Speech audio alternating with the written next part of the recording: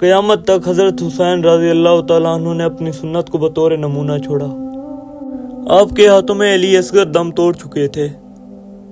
اور جوان علی اکبر کو اٹھا کر آپ خیمے تک لے آئے تھے، لیکن پھر جب گھوڑے کی زین کو کس کے میدان کربلا میں نبی کا نواسہ نکلا،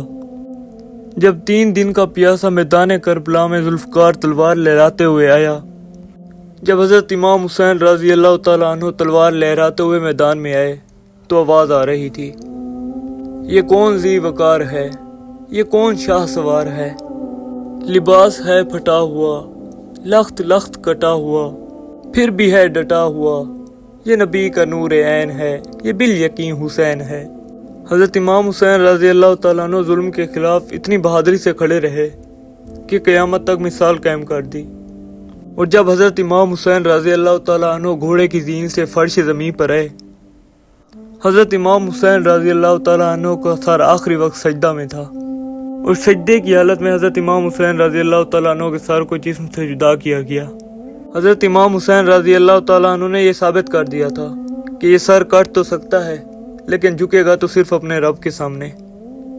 اور راوی کہتے ہیں کہ جب آپ کی قمیض اتاری گئی،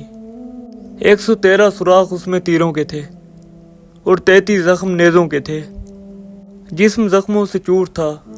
لیکن حضرت امام حسین رضی اللہ تعالیٰ عنہ نے جب اپنی پیشانی سجدہ میں رکھی